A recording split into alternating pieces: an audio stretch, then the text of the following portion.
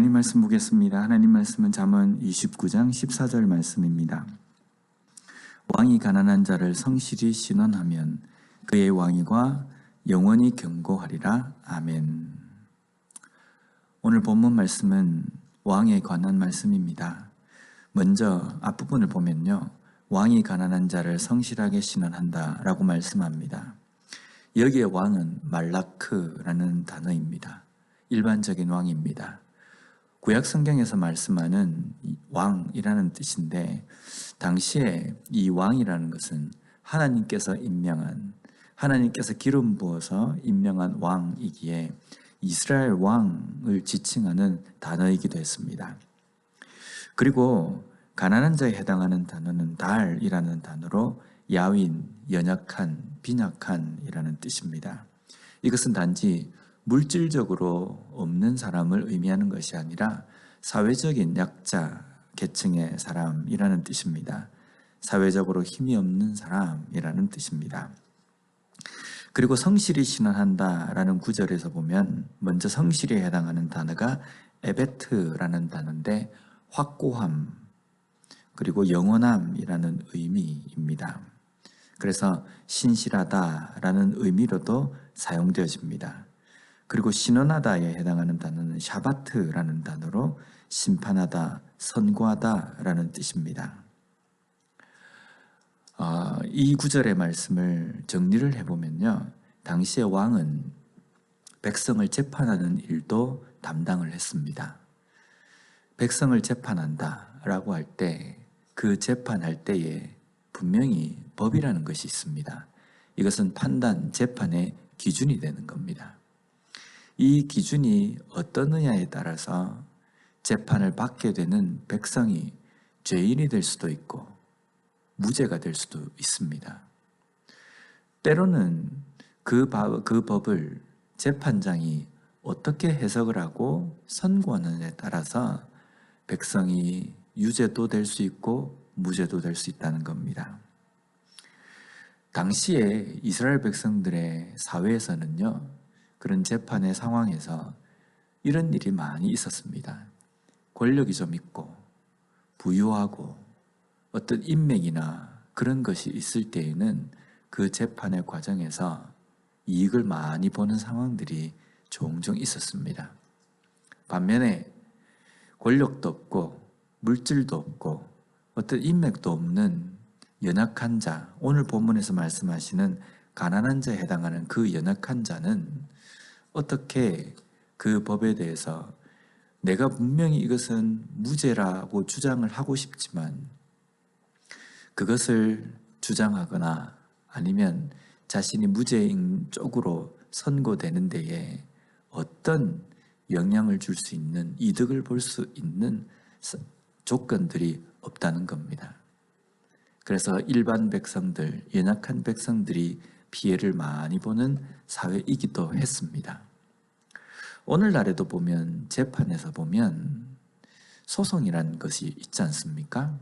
그럴 때에 돈이 좀 있고 권력이 좀 있는 사람은 막대한 변호사 비용을 지불해서 수많은 변호사를 대동해서 누가 봐도 저것은 죄인임에도 불구하고 거기에서 잘 빠져나가는 것을 우리가 종종 보기도 하지 않습니까? 반면에 그런 변호사 비용을 댈 수 없는 사람은 소송할 때에도 그렇게 크게 어떻게 힘을 써보지도 못합니다. 이 시대에는 그런 가난한 사람들, 연약한 사람들을 위해서 구제하고 도와줄 수 있는 여러 제도들이 있지만 과거에는 그렇지 못했습니다. 그렇기 때문에 왕이 어떻게 판결하느냐라는 것이 아주 중요한 재판의 그러한 부분이었습니다. 그런 과정 속에서 왕이 그 정의에 따라서 가난한 자를 정확하게 심판한다라는 것은요, 가난한 자에게는 아주 큰 도움이 되는 겁니다. 그렇다고 해서 가난한 자라고 해서 그 사람을 유죄임에도 불구하고 무죄를 선고해 준다, 이런 의미는 아닙니다. 가난한 자라고 해서 편벽히 그 사람을 돕거나 그렇게 하지 않아야 되는, 재판의 상황에서는 정의에 따라서 정확하게 판결해야 된다는 겁니다. 우리가 하나님을 정의의 하나님이라고 고백합니다. 그 고백 속에는 어떤 의미입니까? 정의. 이 정의라는 것은 하나님께서 우리를 차별되이 보지 않으신다는 겁니다. 하나님은 우리를 동일하게, 평등하게 보신다는 겁니다. 그래서 권력이 있건 없건, 부자이건 가난한 자건 상관이 없습니다. 누구든지 동일하게 하나님은 똑같이 보신다는 겁니다. 그래서 내가 어떤 죄를 지었을 때에 나는 신앙생활 연륜이 오래됐기 때문에 어느 정도 어드밴티지가 있고, 나는 교회 봉사를 좀 많이 했기 때문에 나는 하나님 앞에 어떤 양해를 내가 받을 수 있고, 나는 신앙생활 한 지 얼마 안 됐고 교회 봉사도 하지 않았기 때문에 나는 불이익을 보고, 이런 것은 아니라는 겁니다. 하나님 앞에는 모든 사람들이 동일하기 때문에 누구든지 하나님의 말씀을 지키지 않고 하나님의 말씀을 거역했을 때 오게 되는 그 징계도 똑같다는 겁니다. 왕이 이렇게 재판을 하게 되면 그의 왕위가 영원히 견고하리라 라고 말씀합니다. 여기에 왕위에 해당하는 단어를 보면 키세라는 단어입니다. 뜻은 터, 자리, 보좌라는 뜻입니다. 왕이 앉는 자리를 의미합니다.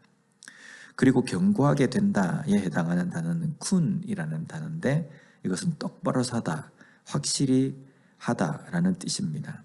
그래서 이 문자적으로만 보면요, 왕을 오래오래 해먹을 수 있다, 이런 의미가 됩니다. 그런데 오늘 말씀은 왕의 권력을 오래오래 가지기 위해서 어떻게 해야 하는지에 대해서 우리에게 말씀하시는 것이 아닙니다. 왕위가 견고해진다라는 것은요, 왕을 오래 할 수 있다라는 의미가 아니라, 당시의 왕은요, 하나님께서 기름 부어서 세우신 왕입니다.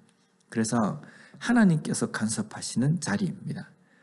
그래서 그 왕이 어떻게 그 왕의 직무를 담당하느냐라는 것을 하나님께서 감찰하신다는 겁니다. 세우신 분이 하나님이시기 때문에 그의 자리에서 끌어내리시는 분도 하나님이시라는 겁니다. 그래서 왕위가 영원히 견고해진다라는 것은요, 하나님 보시기에 아름다운, 하나님 보시기에 흡족한 그러한 사역을 감당하는, 제대로 감당하는 왕이 된다라는 뜻입니다. 오늘 이 말씀을 우리의 삶 속에서 어떻게 적용할 수 있습니까? 우리는 모두가 왕과 같은 제사장이라고 이야기합니다. 어떤 의미입니까? 왕과 같은 제사장, 어떤 남다른 권력을 가졌다라는 그런 뜻입니까? 그런 뜻은 아닙니다. 왕과 같은 제사장이라는 것은요, 하나님께서 기름 부어서 세우신 직분자라는 뜻입니다. 거기에서 왕이라는 것은 정의를 바로 세워야 하는 사람이라는 겁니다. 이 땅에서 우리가 정의를 바로 세운다는 것은 어떤 정의를 세우는 것입니까? 하나님의 정의를 바로 세우는 것입니다. 하나님의 정의를 바로 세우는 것은 또 어떻게 하는 것입니까? 하나님의 정의가 이런 것이다, 이렇게 말로 떠드는 것이 아니라 우리의 삶을 통해서 보여주는 겁니다. 이것이 변하지 않는 하나님의 정의다라는 것을 삶을 통해서 보여주고 선포하며 살아가는 것입니다.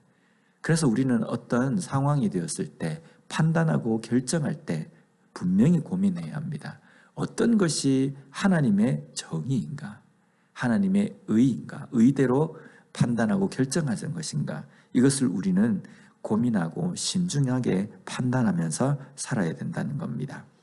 우리는 모두가 하나님께서 기름 부어서 세우신 왕과 같은 제사장들입니다. 오늘도 우리에게 주어진 이 시간 속에서 하나님의 정의를 바로 세우는 길이 어떤 것인지, 어떤 선택이 하나님께서 기뻐하시는 선택인지를 고민하며 그 길로 걸어갈 수 있는 우리 모두가 되었으면 좋겠습니다. 기도하겠습니다. 하나님 감사합니다. 오늘 말씀을 통해서 다시 한번 우리가 이 땅에서 정의를 바로 세우는 삶이 어떤 것인지 깨닫게 해주시니 감사합니다. 하나님, 우리가 왕과 같은 제사장으로서 이 땅의 삶 속에서 하나님의 그 정의를 온전히 선포하며 우리의 삶을 통해서 보여주며 살아가는 그러한 진정한 왕과 같은 제사장으로서의 삶을 사는 우리가 되게 하여 주시옵소서. 오늘도 우리에게 주어진 이 하루의 삶을 살아갈 때에 어떤 것이 하나님의 의인지를 고민하며 하나님께서 원하시는 그 길대로 선택하고 판단하며 걸어갈 수 있는 우리의 삶이 되게 하여 주시옵소서. 예수님 이름으로 기도드립니다. 아멘.